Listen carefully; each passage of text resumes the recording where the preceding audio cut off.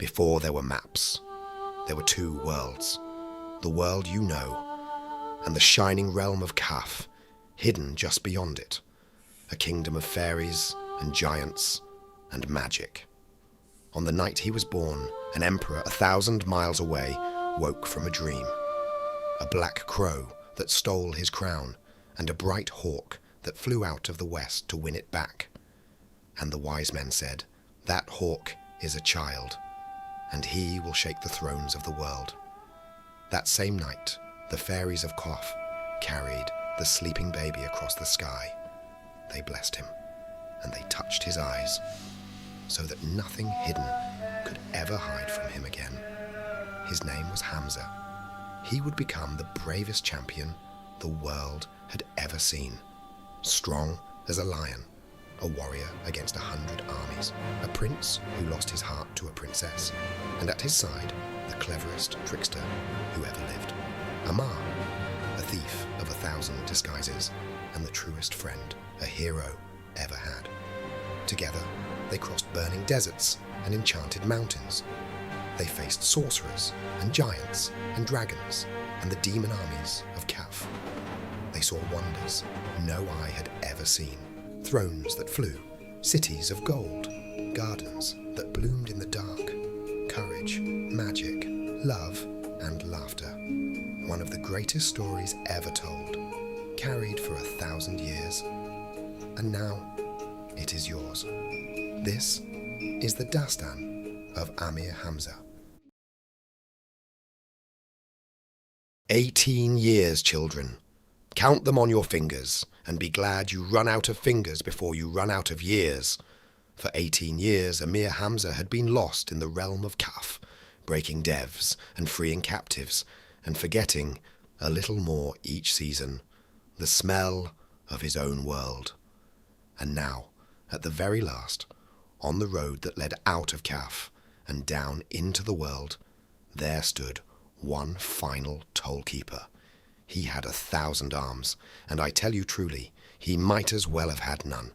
His house was a great enclosure of bell metal, set alone in the wilderness, and Hamza's mace opened it the way a good argument opens a closed mind. Inside were gardens laid in rings, one within another, and in the heart of them a pavilion of silk. And in that pavilion the strangest nursery in all this long tale. For there lay a dev infant, 300 yards from crown to heel, asleep in a cradle of gold. And rocking that monstrous cradle was a woman whose face Hamza knew. It was Zuhrah of Egypt, stolen away long ago, the coal of Solomon dark upon her eyes. And here she was, enslaved as nursemaid to a monster's child. She dared not cry out, but Hamza kept with him 2 rescued boys, orphans of Qaf he had taken as his wards, and by them she sent her whisper across the garden, "Tell the wrath of God, Zuhrah of Egypt is here." At that name Hamza came running, and she knew him, as the faithful always know one another by a keepsake carried through all the years, and she wept, and her weeping woke the cradle.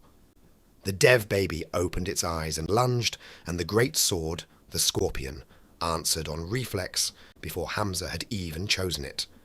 And then, children, the father came home. Samandun the Thousand-Armed, the very paymaster of the monster who had once crashed a wedding and torn Hamza's world in two. He came like a storm that has grown limbs, and he flung stones not by the handful, but by the 100. And the fight that followed was arithmetic, played for awe. Each sweep of the scorpion, and with each sweep, Hamza cried, "God is great!" reaped hands away by the 500, and Samandun grew them back, and hurled again, and grew back fewer, and hurled again weaker, slower, smaller, until the last of the 1,000 arms dropped into the dust and lay still. And with that arm, children, the realm of Qaf was, at long last, empty of monsters. Zuhrah was free, and the coal of Solomon upon her eyes had made of her a seer. For now she could look up into the empty sky and see folded within it the road that ran home. So there she stood, pointing at nothing at all, while everyone else politely aimed their faith at the nothing she pointed to. Ashkar, the rose-red horse, took the wind beneath him, and below them, at last, green and gentle and impossible, lay the world. Now hear how a hero comes home. He came to the fort of the Western Dominion, and here is the beat that tells you everything you need to know about the man. He did not ride in trailing his miracles behind him. He sent his companions ahead by the long road. He turned Ashkar loose to graze and said only, "Do not get yourself captured. I mean it." And then he sat down beneath the walls in dust and a wolfskin and became a beggar, a fakir. For after 18 years he wanted to see them first before they saw him. And maybe, children, I will only whisper it, maybe he was afraid. Even heroes are allowed one door they hesitate at. Up on the roof of that fort was Mihr. 18 years of mourning had worn into her like a groove worn into a step. And beside her was Amar the thief, Amar the trickster, coaxing her up into the air with the oldest medicine he had, which is an omen. And she took up her bow and strung it with the ease of a woman who had not once, in all those years, let the skill go slack. "Geese," she said, "3 of them. If I take the middle one out of the sky, he comes home today. And if I miss, you won't," said Amar. And for once in his life he was not gambling. She loosed. The arrow took the middle goose clean out of heaven, and goose and arrow fell together, down past the wall, and landed at the feet of a dusty fakir, who picked up the shaft and read the name cut into the wood, Mihr, and kissed it. Now down storms Amar to fetch back the omen, and finds a beggar kissing the princess's own arrow. He demands it. He is laughed at. "Away with you, little trickster. I have been robbed by professionals." He throws a stone, and watches the beggar catch it, one-handed, out of the air, and return it hard enough to open a crater in the dust at his feet. He offers a bribe, and is refused. "I have given away more than your whole bag ever held in a place you could never run to." And Amar goes back up those stairs thoroughly rattled, to report that a fakir with impossible shoulders holds the arrow and claims to carry word from Hamza himself. Mihr demands the man be brought, but Amar smells a trap in everything, having set so many himself, and so he sends down a serving woman, Fitna Bano, veiled and dressed as the princess. And the fakir, without so much as lifting his eyes, waves the false one away. "Bring me," he says, "the one who shot the goose." For no disguise had ever once worked upon Amar, and no disguise, children, ever works upon Hamza's heart. That the 2 of them share this, that is the whole point of it. So she came to the wall herself, veiled, and upon the hand that held the edge of her veil was a ring, his ring, given 18 years before. The fakir rose to his feet.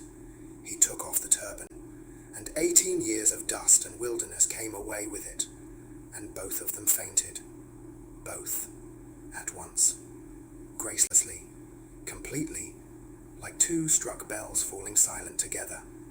The princess and the hero, laid out flat in the dust, and between them, upright and alone, the king of the Ayahs, looking helplessly from one fallen legend to the other.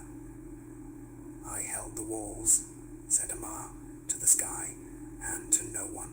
For 18 years I held the walls. Somebody else can deal with this part." Then they were revived, and the gates were flung wide, and the roar of the garrison rolled out across the plain until it reached the marching column of the companions, and the column roared back. Muqbil found his Zuhrah, betrothed long ago, and alive after all. Old black constellation, white now at the muzzle, pressed his forehead to Hamza's chest.